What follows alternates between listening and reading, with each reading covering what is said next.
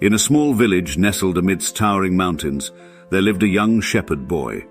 He was known for his gentle nature and his skill in caring for the village's sheep.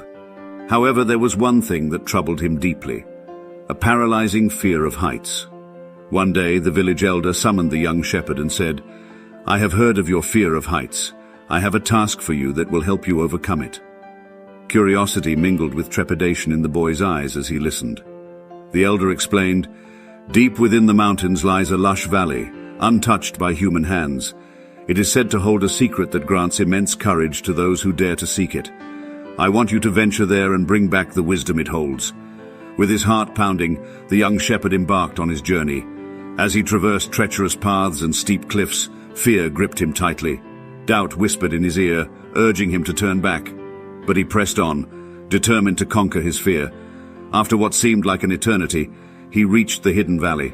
It was more beautiful than he could have ever imagined. The valley was full of beautiful flowers and lush green fields as far as he could see. The boy realized that his journey to the hidden valley was symbolic of his battle with fear.